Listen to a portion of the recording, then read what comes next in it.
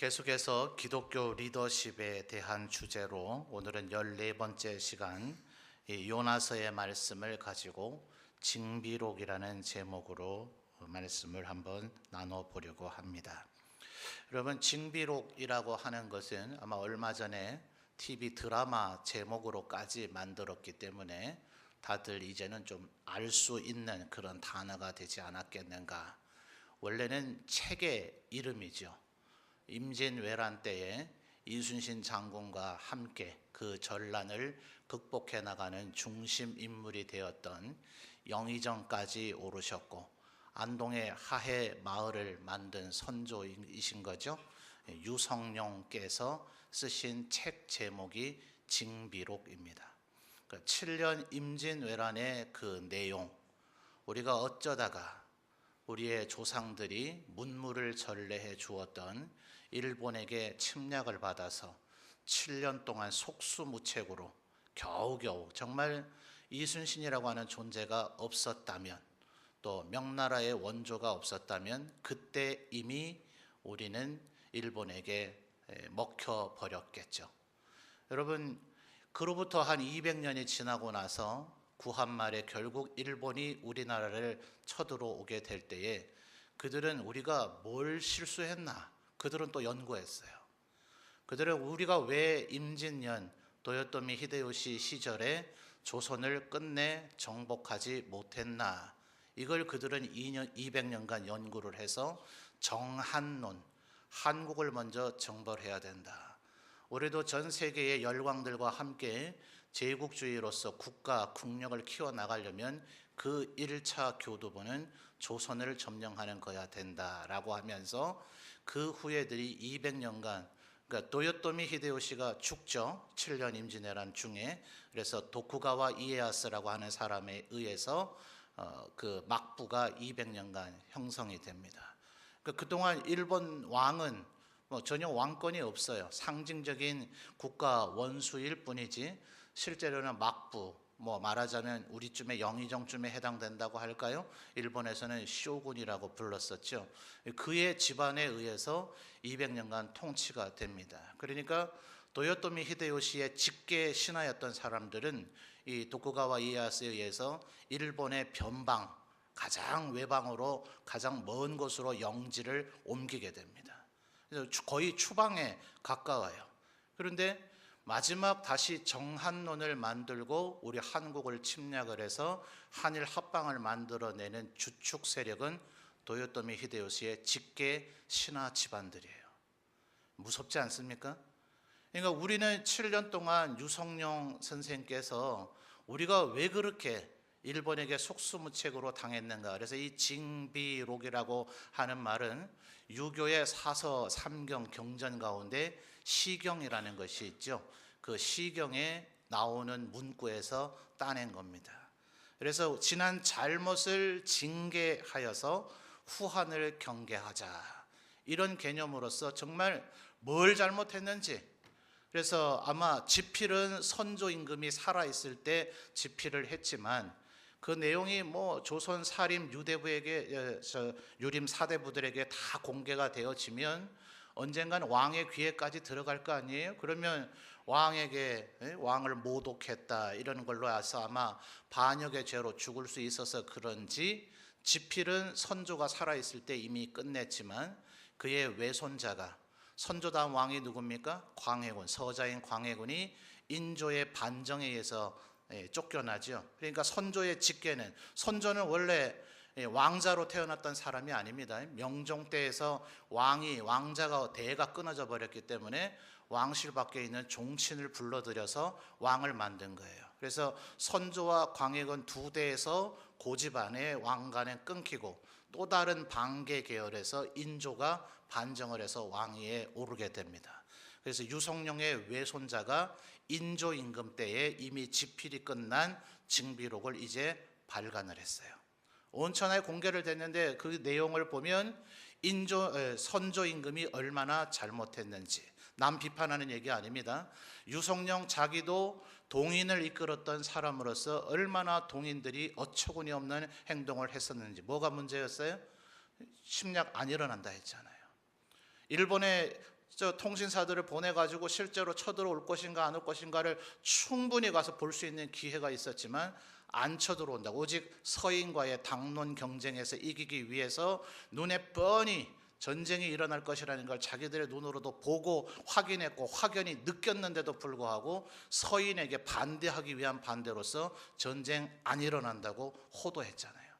그래서 속수무책으로 더욱더 당할 수밖에 없었던 거죠. 그래서 그 징비록의 내용을 보면 선조에 대한 잘못, 또 자기 유성룡에 대한 잘못, 모든 그 양반 사대부에 대한 잘못, 우리가 이렇기 때문에 일본에게 이렇게 온 국토가 완전히 유린당했다. 그래서 역사적으로 보면 조선 전기와 후기, 임진왜란 이 7년에서 똑같은 조선이지만 어떤 역사학자는 후조선이라고 불려야 한다고 말할 정도로 두 시대는 완전히 다른 나라입니다. 나라가 완전히 망가져 버렸어요. 그래서 제조산하라는 말을 하죠. 다시 산과 강을 다시 조직하고 다시 만들어야 된다. 나라를 재건해야 된다고 말할 정도로 7년 동안 완전히 나라가 절단이 나버렸습니다.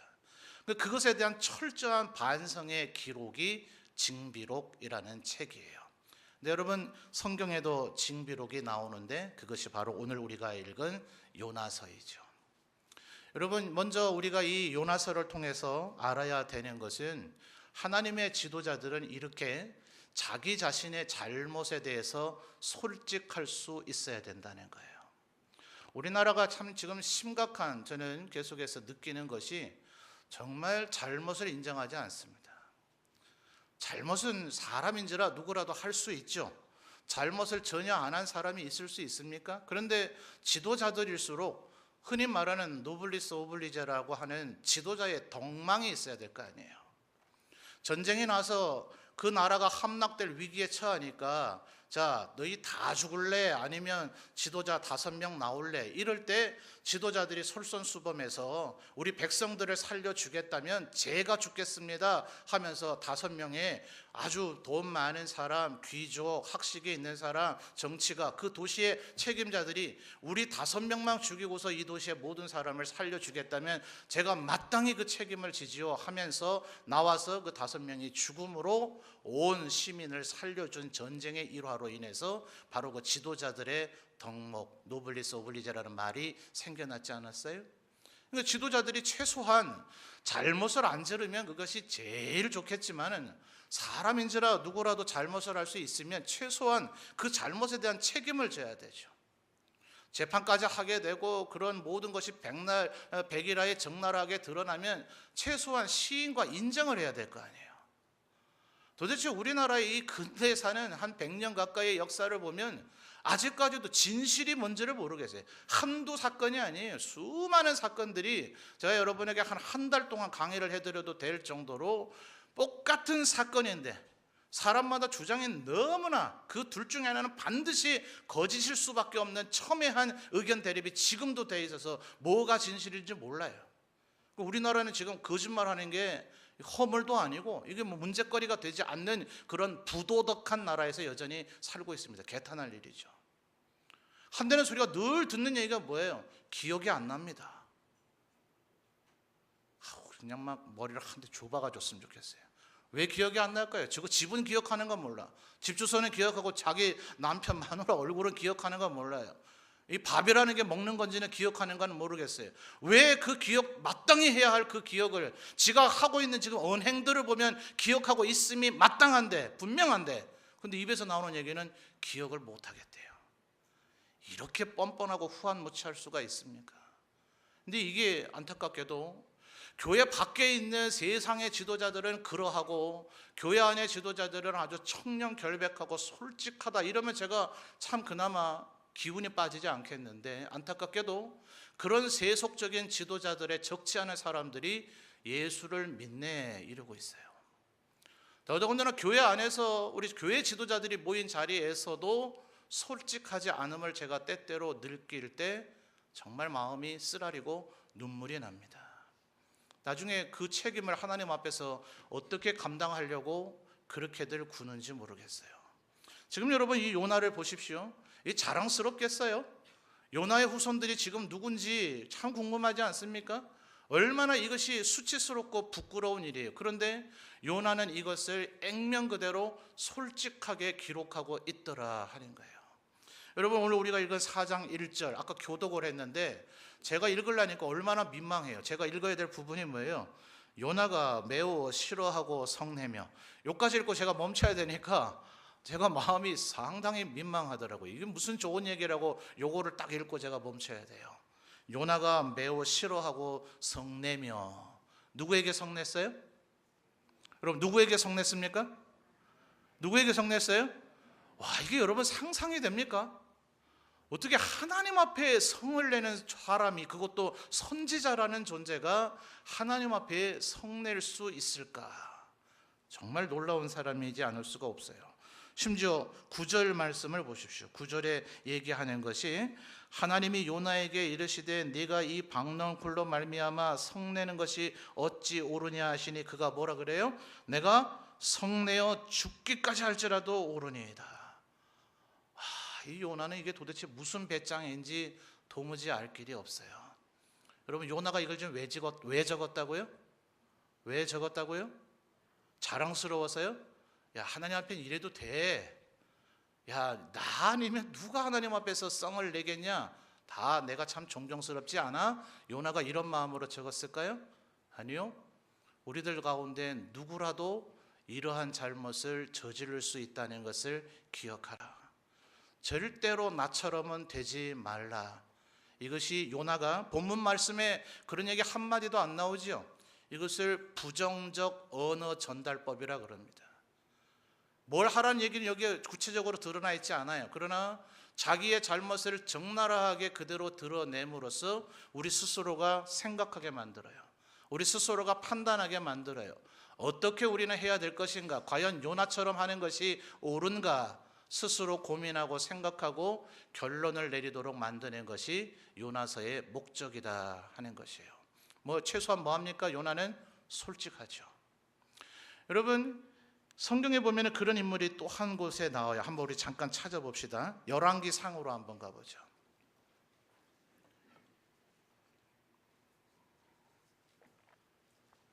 열왕기상 2장 26절과 27절의 말씀입니다.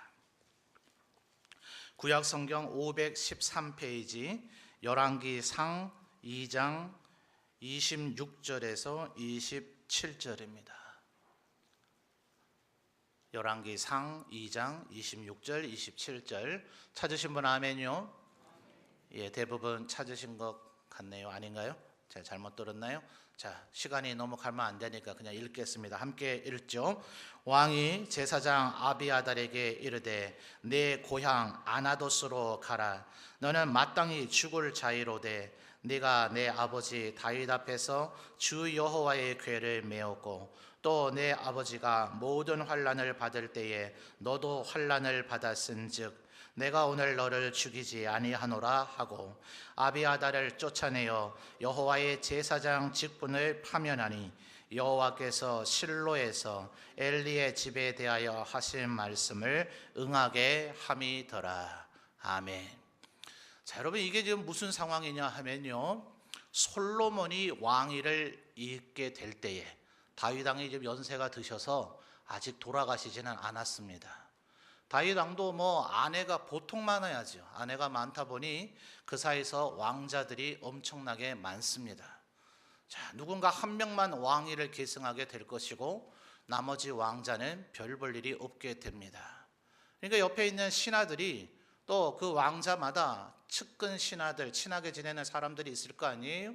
당신이 왕감입니다. 당신이 왕 돼야죠. 누가 왕 될 사람이 있습니까? 이렇게 해서 아도니아를 부추겼습니다. 아도니아는 그 이름 자체가 주권자라는 이름이죠. 얼마나 대단한 존재겠어요? 그리고 그의 외가, 그의 배경이 굉장히 빵빵합니다. 그러니까 왕위에 마땅히 오를만 해 보여요. 그래서 많은 유력 인사들이 아도니아 편에 가담을 해서 왕이 아직 다윗 왕이 죽지도 않았는데 곧 죽을 것이라고 보여졌기 때문에 별일 있겠냐 하면서 아도니아를 왕으로 옹립하고 아도니아 왕 만세를 불렀습니다. 이제 솔로몬이 난리가 났죠. 그래서 어머니 밧세바를 통해서 아버지에게 빨리 이사세를 얘기하십시오. 그래서 다윗 왕이 공식적으로 솔로몬이 내 왕위를 계승할 왕임을 선포합니다. 동시에 뭐가 됐어요? 아도니아 편에 가담했던 모든 사람은 한순간에 반역자가 되어져 버렸습니다. 그런데 공교롭게도 거기에 가담했던 제사장이 오늘 읽은 26장에 있는 아비아달입니다. 여러분, 이 사람이 누구냐 하면 27절에 보면 이 열왕기를 기록하고 있는 사람이 누군지가 중요한데요. 이 사람은 예레미야입니다. 이스라엘이 남유다가 바벨론에게 멸망했을 때 이 열왕기 역대기도 일종의 징비록입니다. 이스라엘 백성들 충격을 받은 거예요. 어떻게 하나님의 나라, 하나님이 통치하는 하나님의 백성인 우리, 하나님이 세우신 도성 예루살렘, 하나님의 성전이 예루살렘에 있는데 우리가 어떻게 이방에게 전쟁에서 지고 그 나라가 망하고 우리가 포로로 잡혀갈 수 있는가? 여기에 대한 충격에 빠지고 심각한 질문에 빠졌어요. 하나님은 힘이 없으신 분인가? 실제는 하나님이 안 계신 건데 우리가 그동안 착각하고 있었던 것인가? 하나님은 무기력한 하나님이신가? 그래서 다니엘을 통해서 하나님이 힘이 없어서 포로로 끌려온 것이 아니라 온 열방을 다스리고 통치하는 하나님이심을 보여주죠. 느부갓네살이 결국 다니엘에게 절해버립니다. 다리오도 다니엘에게 절을 합니다. 오히려 정복해서 포로로 끌고 간 왕이 자기들의 입으로 느부갓네살이 다니엘 4장에서 선포하죠. 천하 모든 신들 중에 하나님만이 유일하고 참된 신이시라는 것을 내 모든 백성에게 내가 알게 하려 하노라 하면서 자기가 7대 동안 미치광이로 지냈다가 다시 왕위에 회복된 것을 간증 형태로 얘기합니다. 그러니까 하나님께서는 한편으로는 다니엘을 통해서 이스라엘 백성들의 그 궁금증에 질문에 답을 주시는 거예요. 너희들 생각처럼 내가 연약하거나 힘이 없는 신이라서가 아니라 너희들이 하도 말을 안 들으니 마치 애굽에서 400년간 연단하다가 너희를 하나님의 백성으로 삼은 것처럼 다시 바벨론에서 너희를 연단해서 제2의 출애굽을 하게 하려고 하는 것이다. 70년 동안 너희를 연단시키려고 하는 나의 계획 속에 있는 일들에 불과하다. 뭐 이런 얘기를 하는 거예요. 근데 거기에 동시에 예레미야는 예레미야대로, 그래서 열왕기는 예레미야가 썼습니다. 역대기는 학사 에스라가 썼습니다. 느헤미야와 함께 포로에서 귀환을 해서 성전을 다시 지은 사람이 에스라죠. 그래서 에스라는 제사장이 원래 겸직돼 있고 제사장 겸 학사였기 때문에 제사장이라는 입장에서 유다 왕실이 왜 멸망했는가를 기록합니다. 예레미야는 선지자이기 때문에 선지자적의 입장에서 왜 이스라엘이 멸망했는지를 기록해요. 그래서 어떤 신학자는 열왕기와 역대기는 우리나라 역사의 삼국사기와 삼국유사로 비교될 수 있는 관계이다, 이렇게 설명을 합니다. 자, 그런데 문제가 지금 뭐가 중요하냐 하면요, 이 열왕기를 적고 있는 사람이 예레미야인데 역대기는 이 아비아달의 얘기가 이렇게 상세하게 나오질 않아요. 예레미야는 이 아비아달의 후손입니다. 이들 집안의 제일 조상이 27절에 엘리예요. 엘리 아시죠? 사무엘 선지자 시대에 엘리, 그리고 그 아들 홈리와 비느하스가 제사장이었는데도 불구하고 하나님 앞에 하도 범죄를 저지르니 회막에 있는 여인을 범하지를 않나 하나님 앞에 제사를 먼저 드리고 나서 그 남은 제물, 화목제에서의 남은 제물을 제사장과 제사를 드린 사람이 나눠 먹도록 돼 있었는데 나는 그렇게 하기 싫다, 먼저 생고기 원한다 하면서 제사도 드리기 전에 제물을 취해감으로 하나님의 평가가 뭐예요? 제사장이면서도 하나님의 제사를 멸시했다. 이럴 때 하나님께서 한날 사무엘에게 경고하시죠. 엘리와 그 엘리 아들들을 내가 한날에 죽이리라. 그리고 그 집안 대대 손선 장수하는 사람이 없을 것이다. 그것을 엘리 집안에 대한 형벌로서 얘기를 합니다. 그런데 그 일이 실제로 지금 이루어졌다는 거예요. 지금 예레미야는 이걸 바라보기를 앞에 한번 보세요. 제일 조상이 누구라고요? 엘리 집안의 쭉 후손이 누구라고요? 솔로몬과 다윗과 솔로몬 때의 아비멜렉과 아비아달이에요. 이 다윗이 도망가면서 자기가 무기가 없으니까 아비멜렉에게 와가지고 혹시 칼 없습니까? 이러니까 이 아비멜렉이 네가 골리앗 죽이고 그 골리앗의 칼이 여기 지금 보관돼 있다. 그럼 그거 주십시오. 이래가지고 그 칼을 받아서 가니까 사울 왕의 신하였던 에돔 사람이 그 사실을 고발을 합니다. 그래서 사울이 이 제사장 집안을 다 죽이라 그래서 그 에돔 사람 도액이 이 아비멜렉 집안의 제사장들을 다 죽여요. 그 중에 딱 한 명 아비아달만이 겨우 살아남아서 다윗을 모시는 제사장이 된 겁니다. 그게 26절의 얘기예요. 26절에 뭐라 그랬어요? 너는 내 형 아도니아 편에 가담을 해서 반역을 일으켰으니까 죽어 마땅한 자지만 너는 평생 우리 아버지와 함께 환난을 겪고 모든 죽을 위기를 겪어내었으니까 내가 차마 너를 죽이지는 않겠다. 그러나 네 고향으로 꺼져라. 추방령을 내리는 거죠. 그래서 아론의 후손 가운데 이 엘리 집안도 대제사장이 될 권리가 있었고 또 다른 사독이라고 하는 사람이 이때 당시 있었는데 사독은 솔로몬 편에 섰어요. 그래서 이날 이후로는 이 엘리 집안 사람들은 더 이상 대제사장이 되질 못하고 사독의 후손으로 아론의 후손 중에서도 사독의 후손에게 대제사장의 직이 독점이 되어집니다. 그래서 신약시대의 사독의 후손들 스스로 자기들 뭐라고 불러요? 사두개인. 그래서 그것이 나오게 되는 이유입니다. 자, 다시 정리요. 제일 위에가 누구라고요?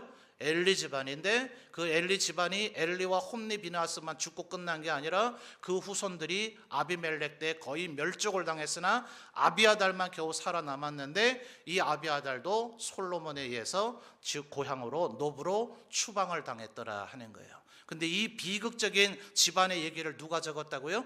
그들의 후손인 예레미야가 적었다는 거예요. 이게 지금 유다가 멸망하는 데에 메인 스토리가 돼요, 안 돼요? 안 되잖아요. 그래서 역대기 에스라는 이거 안 적습니다. 이 얘기가 지금 중요한 게 아니니까. 왕들이 하나님을 똑바로 섬기지 않아서 우리 남유다가 멸망했다 이걸 적어야 되는데 거기에 지금 무슨 뭐 신하 아비아달이 어쩌고 사독이 어쩌고 이 얘기는 사실 이 얘기들도 어떤 시각에서 볼 때는 중요한 얘기지만 이거는 나라가 망했느냐 왜 망했느냐는 그 관점에서 볼 때는 그렇게 꼭 기록해야 될 만큼 중요한 얘기는 아니란 말이에요. 근데 지금 예레미야 뭐 적고 있는 거예요? 왕들의 잘못뿐만이 아니라 내 조상 제사장들의 집안도 하나님 말씀에 순종하지 않으면 그때그때 하나님의 형벌에 따라서 재앙과 이런 멸망이 우리에게 있었다. 스스로를 반성하는 글인 겁니다. 그래서 여러분 진정한 우리 하나님의 교회 지도자들은 언제나 솔직해야 됩니다. 자신의 잘못에 대해서 겸허하게 인정할 수 있어야 되고 그곳에서 출발을 할 때에 진정으로 하나님을 제대로 섬길 수 있는 지도자가 될 수 있다 하는 겁니다. 그러니까 뭐 여러분 앞으로 뭐 여러분의 사소한 잘못까지도 막 공개석상에서 공개하고 뭐 내가 이런 죄를 저지를 때 이러란 얘기는 아닙니다. 그래야 할 의무도 없고 그래야 될 필요는 없습니다. 그러나 분명한 것은 자기가 잘못을 했다면 그 잘못을 인정할 줄 알아야 되고 사과할 줄 알아야 되고 그리고 더 이상 그 동일한 잘못과 죄를 반복하지 않는 것. 그래서 실패를 통해서 배우는 것. 이것이 바로 우리 기독교 지도자들, 교회 리더들이 꼭 명심을 해야 되는 부분이다 하는 것입니다. 자, 여러분 이 요나의 마음이 지금 가장 핵심이 뭐냐? 하나님 앞에 화를 낸 것을 지금 잘못했다고 여기고 있는 것인가? 그렇지 않죠. 자, 여러분 하나님께서 요나에게 도대체 무엇을 명령하셨습니까? 자, 1장 요나서 이제 다른 데 안 찾을게요. 요나서 안에서만 봅시다. 요나서 1장 2절을 가보죠.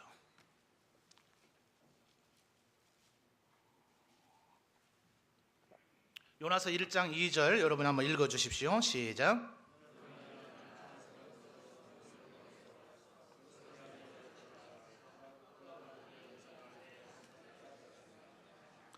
아멘. 1장 2절을 보면 어디로 가라 그럽니까? 니느웨로 가랍니다. 뭐 하라 그럽니까? 외치라고 그럽니다. 외쳐야 되는 이유가 무엇입니까? 니느웨인들의 악독이 하나님 앞에 상달됐기 때문에 그렇습니다. 뭐라고 외치라고 합니까? 1장 2절은 아무리 봐도 뭐라고 외치라고 했는지는 나오지가 않죠. 1장 1, 2, 3절 뭐 그 앞뒤 절들을 아무리 살펴봐도 안 나옵니다. 그런데 3장으로 가보죠. 3장 여호와의 말씀이 두 번째 요나에게 임하니라 이르시되 2절 여러분 읽어주십시오. 시작.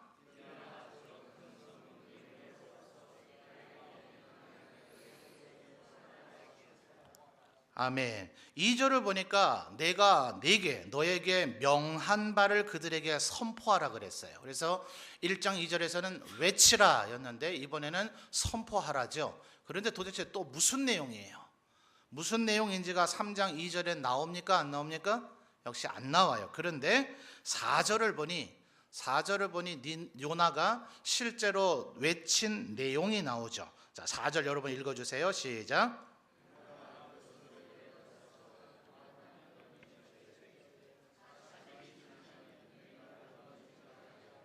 아멘. 자, 성경학자들이 여기에서 이런 추론을 합니다. 3장 4절 요나가 실제로 외친 건 뭐예요? 40일이 지나면 니느웨가 무너지리라 라고 외쳤는데 하나님께서 과연 요 이야기만 하라고 하셨을까요? 뭔가 빠진 거 있을 것 같지 않아요? 뭐가 빠졌을까요?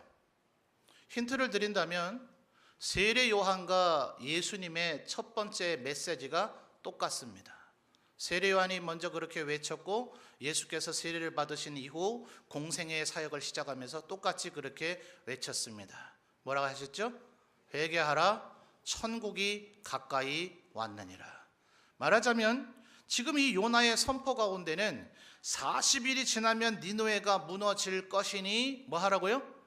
회개하라는 얘기가 있었어야 될 것 같은데 그게 빠져 있단 말이에요. 여러분, 니느웨가 더 악합니까? 소돔과 고모라가 더 악합니까? 우리가 실제로 그 시대의 그 공간 안에 존재해보지를 않았기 때문에 알 길은 없으나 결과론적으로 볼 때 니느웨는 이때 용서함을 받고 살아남았지만 소돔과 고모라는 어떻게 됐어요? 멸망을 당했죠. 그런데 소돔과 고모라에 가서 그 두 명의 천사가 간 이유가 가서 하나님께서 소돔과 고모라에게 40일이 지나면 멸망한다고 경고하라고 하셨어요? 아닙니다. 그냥 가서 그날 보고 확인하고 하나님께서 아브라함과의 대화에서 창세기를 보면 이야기하시기를 내가 하늘 보좌에서 이미 소돔과 고모라가 악하다는 얘기를 다 들었지만 하나님 어떤 분이에요? 전지전능하신 분이시죠. 그분은 모든 것을 다 아십니다. 굳이 오셔서 그분의 육안으로 눈동자로 일일이 보고 확인하고 점검하고 체크해야만 진실 여부를 아는 분이 아니라 모든 이들의 마음의 생각까지도 다 꿰뚫어 아시는 분이십니다. 그분이 뭘 더 확인할 게 있어요. 그런데 창세기는 표현하기를 내가 진실로 정말 과연 그런가 확인해 보려 하노라 그랬어요. 왜 그랬을까요? 그것은 결국 아브라함이 조카 롯을 얼마나 사랑하는지를 하나님이 아세요? 모르세요? 그 또한 아십니다. 그러므로 아브라함을 배려해서 조카 롯을 구출해 주시기 위한 하나님의 배려입니다.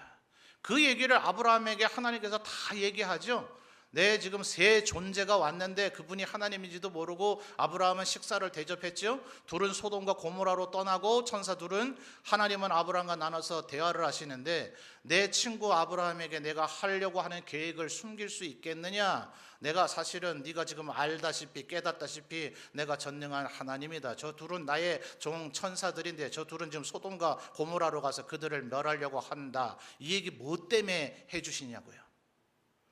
아브라함에게 그 속을 꼭 알려줘야만 할 이유가 있냐고요. 하나님께서 그렇게 막 주저하시고 우유부단하시고 이럴까 저럴까 그분의 경륜과 심판에 대해서 고민하시고 갈등하시는 그런 분이시냐고요. 아니요. 그분은 참으셔야 할 때는 끝까지 인내하시지만 결심이 있으시면 일고에도 그것은 재론해야 될 어떤 부족함이나 불완전한 그 결정에 오류가 있을 가능성이 전혀 없으신 전능하신 하나님이신 줄 믿습니다. 그분이 결심하시고 그분이 실행에 옮기시면 그 모든 것은 정당한 줄 믿습니다. 이것이 하나님은 언제나 옳으시다. 하나님은 정당하시다. 그래서 신정론이라고 또한 이야기도 합니다. 그러니 아브라함에게 그런 얘기를 하셔야만 할 아무런 이유가 없어요. 그런데도 불구하고 아브라함에게 그 얘기를 하시는 이유는 뭐예요? 창세기를 모세로 하여금 기록하게 하셔서 우리들로 하여금 천한 모든 사람들이 멸망당할 위기에 처해 있을 때 너희도 조카 롯을 위해서 끝까지 기도했던 아브라함처럼 기도해야 된다는 것을 우리에게 알려주시기 위해서 기록하셨는 줄 믿습니다.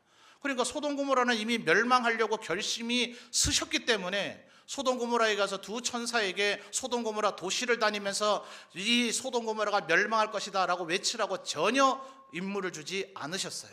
그렇다면 이 요나에게 이 얘기를 하시려고 이 얘기를 하라, 선포하라, 가서 얘기하라, 외치라 이렇게 명령하신 데에는 예를 들어 3장 4절에서 얘기한 것처럼 요나의 입에서 나온 말처럼 40일이 지나면 니느웨가 무너지리라, 요 문장 요거까지가 하나님의 마음의 전부였다면 굳이 이렇게 말해줘야 될 필요가 있어요, 없어요?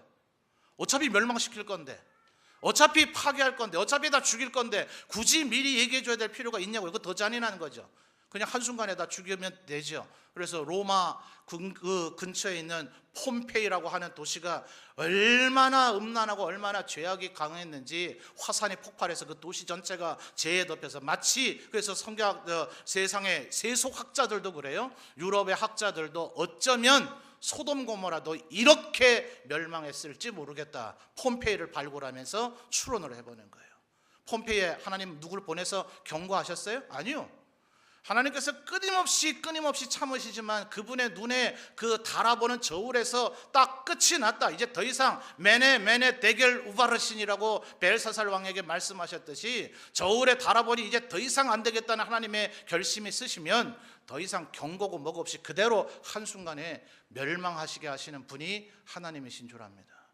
근데 여러분 지금 요나를 왜 보냈겠냐고요. 여러분 4장 2절을 보면 요나의 하나님의 그와의 대화를 통해서 우리가 1장에서도 발견할 수 없었고 3장에서도 발견할 수 없었던 하나님과 요나가 무슨 대화를 나눴었는지를 추론해 볼 수 있는 표현들이 나오죠. 4장 2절 여러분 같이 읽어주세요. 시작.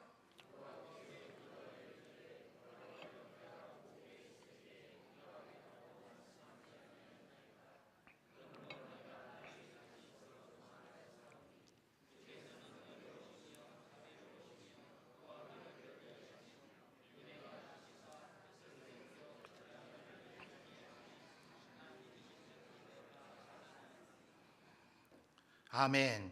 그러니까 지금 요나의 얘기가 뭡니까? 하나님, 내가 이 니느웨로 오기 전에 다시스로 가서 지중해에서 그 물에 빠져가지고 고기에게 물려 저기 삼킴을 당했다가 그다음에 니느웨 해안에 토해져서 니느웨까지 걸어오는 일련의 이 요나서에 기록된 모든 과정들이 다 이루어지기 그 전에 하나님께서 자 이제 너 가서 니느웨 가서 외쳐라 이럴 때 요나가 그때 뭐라 했다는 거예요? 저 가기 싫습니다. 왜요? 가면 내가 가서 외치면 하나님 보나마나 용서해 주실 것 아닙니까? 하나님은 인애가 많으시고 은혜로우시고 자비하시고 노하기를 더디시고 인애가 크셔서 뜻을 돌이켜 재앙을 내리지 아니하시는 하나님인 걸 내가 알기 때문에 그래서 제가 그때부터 내가 안 간다고 안 했습니까? 지금 요나가 지금 그 얘기를 하고 있는 거죠.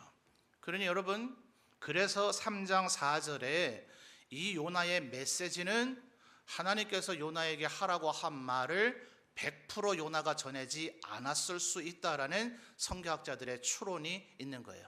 모든 성경학자가 일관되게 얘기하지는 않습니다. 이런 상상은 사실은 위험한 경계선쯤에 가기 때문에 이런 상상까지를 하는 것이 과연 가한가 이런 생각을 하는 신학자들은 그런 상상까지는 잘 하지 않습니다. 그러나 상상은 1.1핵을 보태는 것이나 잘못된 해석을 하는 것은 아니기 때문에 이런 상상까지는 가하다라고 생각하는 신학자들은 그런 견해를 저희 같은 목회자들에게 제시를 합니다.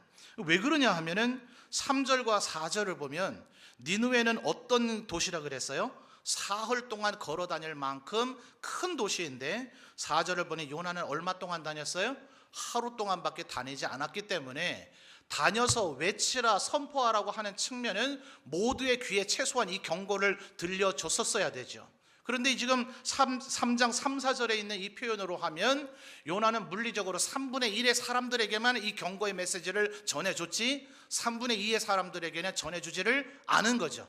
의도적인 불순종이 여기에 또 깃들어져 있는 겁니다. 그러므로 요나는 어쩌면 그의 입에서 나온 메시지의 내용에서도 하나님의 말씀을 덜 전한 것이 있을 수 있다는 추론을 하는 겁니다. 여러분 참 어처구니 없죠. 자, 요나가 이거 왜 적었다고요? 징기록.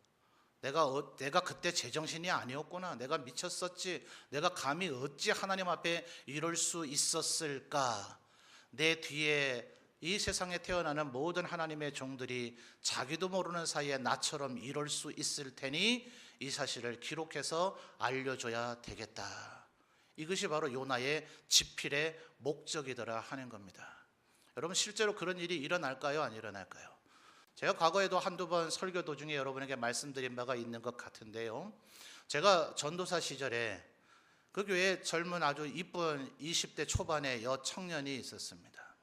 교회 중직자의 자녀이고 이뻐요. 굉장히 이쁩니다. 그리고 피아노도 잘 치고 이렇게 벽에 교회에서 그런 거 필요하잖아요. 꾸미고 붙이고 이런 것도 잘하고 하여튼 교회에서 여러분이 생상하는 그 모든 일에서 뭐든지 다 잘하는 그런 친구입니다. 근데 어느 날 이 친구가 중학교 때 자기 친구였던, 집안 식구들은 다 예수 믿지를 않고 중학교 때쯤에 교회를 다니다가 지금은 안 다니고 있는 친구를 데리고 왔어요. 이 친구가 조금 더 이뻐요. 어떻게 됐을까요? 앞에 지금 청년 둘이씩 웃었어요. 남자 청년들 웃는 것처럼 여러분의 상상대로 불과 6개월 되지 않아 온 교회 남청년들의 인기는 누가 차지했을까요? 그 데리고 뒤에 온 그 여청년이 차지했어요. 둘 다 피아노 똑같이 잘 쳐요. 그러니까 이 앞에 원래 그 교회 중직자의 딸로서 그 여청년을 다시 전도해온 이 둘의 캐릭터가 너무나 똑같은데 모든 면에서 이 친구가 조금 더 나아 보여요. 불과 몇 개월 지나지 않아서 온 교인들의 사랑이 이 여청년에게서 뒤에 데리고 온 이 여청년에게로 다 옮겨가 버렸어요. 모든 남자 오빠들이 다 얘만 좋아해요. 교회 집사님들이 아이고 우리 교회 보배가 왔다 그래요. 그러니까 이 여청년이 어느 날 제게 와가지고 엉엉 울면서 전도사님 어떻게 교회가 이럴 수가 있어요 이러는 거예요. 그래서 제가 뭐라 그랬다고요? 교회가 왜 그러면 안 되는데 제가 그랬습니다. 여러분이 누군가를 전도해 오면 우리가 그들에게 뭐 해야 됩니까? 말씀을 가르치고 당신도 예수 믿어야 됩니다. 신앙생활 이렇게 하는 겁니다. 하나님이 이렇게 해야 좋아합니다. 하는 그 일련의 모든 일들을 할 때 여러분의 마음속에 네가 앞으로 무럭무럭 자라나라. 그런데 나를 추월하면 안 돼. 나보다는 조금 못난 존재가 돼야 돼. 네가 크는 것까지는 내가 말리지 않아. 근데 나보다 더 잘나면 너 가만둔다. 이런 생각을 먹고 그렇게 하십니까? 우리는 그런 목적의식을 갖고 있지는 않아요. 그런데 그런 일이 벌어지면 이 자매와 유사한 시험에 드는 사람이 얼마나 많은지 몰라요. 여러분 우리 목회자들이 뒤에 계신 우리 세 분 교육자도 신학교에서 이 얘기 계속 들어봤을 거예요. 신학이라 하는 것은 어깨를 위에 서서 발전하는 것이다 이렇게 얘기합니다. 전 세대 신학자들이 우리 선배들이 교회를 섬기는 데서 이렇게 얘기를 했으면 우리는 마치 그분들의 그 어깨 위에 서서 그분들이 해놓았던 그런 모든 노하우, 그분들이 일궈냈던 그 모든 업적들을 우리의 것으로 만들어서 그분들의 어깨 위에 쓴 것처럼 다시 한 단계 더 발전을 해야 하나님의 교회에 유익이 있는 줄 믿습니다. 그러니까 여러분 2000년의 교회 역사 가운데 하나님의 나라, 하나님의 교회는 마치 예수님의 비유처럼 누룩의 반죽 속에 그 누룩이 퍼져나가듯이 겨자씨와 같았던 그 작은 씨앗이 큰 새들이 깃드는 나무가 되어지듯이 끊임없이 발전되어지고 성장되어지고 성숙되어진 줄 믿습니다. 그러니 언제나 우리 마음속에 가져야 된 것은 뭐예요? 네가 나보다 더 크게 되기를 원한다. 이것이 우리들 모두의 마음이어야 되죠. 근데 절대로 너는 나보다 더 커지면 안 된다 이러면 안 되는 거예요. 여러분보다 좀 나이가 더 적은 사람이, 여러분보다 더 뒤에 예수 믿은 사람이, 그래서 성경 말씀에도 나오죠. 뒤선자가 앞서게 되는 일이 일어나게 될 것이다. 바울 사도의 끊임없이 그거 아니었어요? 내가 키워내고 내가 길러낸 사람들 가운데 하나님 앞에 나보다 더 크게 쓰임받는 자가 되기를 원한다. 아니요, 이것은 예수님의 마음이기도 하셨죠. 예수님 부활하시고 나서 뭐라 그러셨다고요? 너희들이 성령을 감동을 받게 되면 내가 했던 일을 하게 될 것이고 나보다 더 큰 일도 하게 될 것이다. 우리 아버지 하나님의 마음이 이러한 줄 믿습니다. 그러니까 여러분, 우리들이 늘 하나님의 일을 함에 있어서는 언제나 이 생각을 가져야 돼요. 하나님이 뭘 원하실까? 하나님이 뭘 원하실까? 내가 우리 교회에서 제일 똑똑한 사람이 돼야 되고, 내가 제일 아주 능력 있는 사람이 돼야 되고, 내가 제일 사랑받는 사람이 돼야 되고, 모든 사람들이 내 생각과 내 견해를 묻는 사람이 돼야 되고, 내가 어떻게 생각할까? 내 이 견해를 내가 뭐라고 여길까라고 나를 물어주기를 기대하는 사람이 있어가지고서야 그래가 되겠냐고요. 그런 마음이 우리 모두의 마음속에 사라지고 언제나 하나님이 지금 뭘 원하시는가. 참 신기하지 않아요? 아니, 요나 그거 알았다며요. 하나님께서 용서해 주실 것이라는 걸 알았다며요. 알아서 지금 이미 하나님께서 3장 10절에서 보니까 나오죠. 3장 10절, 하나님이 그들이 행한 것 곧 그 악한 길에서 돌이켜 떠난 것을 보시고 하나님이 뜻을 어떻게 하세요? 돌이키사 그들에게 내리리라고 말씀하신 재앙을 내리지, 그 다음 뭐예요? 아니하시니라. 이렇게 이미 하나님이 얘기를 하셨고, 이 사실을 요나가 알기 때문에 4장 1절에 요나가 매우 싫어하고 썩내고 있는 거잖아요. 그런데도 불구하고 아직도 그 미련을 버리지 못하고 5절에서 초막을 짓고, 혹시라도 지금 이 요나의 마음이 얼마나 삐뚤어져 가고 있는가를 보십시오. 이제는 하나님이 용서해 주신다던데도 요나는 뭘 바라고 있어요? 제발 멸망해라. 요것들아, 하나님이 용서해 주신 줄 알고 너희들이 방심하고 있겠지. 제발 또 한 번만 더 죄를 져라. 한 번만 더 너희들이 멸망할 짓을 해서 하나님 눈에 딱 걸려가지고 제발 멸망해라. 이 마음 가지고 지금 니느웨를 쳐다보고 있는 거예요. 여러분, 세례 요한의 마음을 우리가 가져야 되는 줄 믿습니다. 뭐라 그래요? 나는 쇠하여야 하겠고 예수 그리스도는 흥하여야 하리라. 이것이 우리 모두의 마음일 때 우리 모두 다가 하나님 앞에 귀한 자들로 자라나게 되어질 줄 믿습니다. 이것이 여러분, 우리 동양에서는 잘 안 된다 그래요. 소나무 리더십과 바나나 리더십이라고 들어보셨죠? 소나무 독야 청청하리라 일송정, 아주 굵은 아름드리 소나무가 쫙 뻗어 올라가면 굉장히 멋있어 보이지 않습니까? 그래서 우리 한국 사람들은 소나무를 참 좋아하잖아요. 그런데 그 소나무 가지가 쭉 뻗쳐 있는 이렇게 되어 있는 소나무가 딱 한 그루가 딱 커져 있으면 이 나무 가지가 있는 그 반경 안에는 모든 식물이 다 죽는다는 거예요.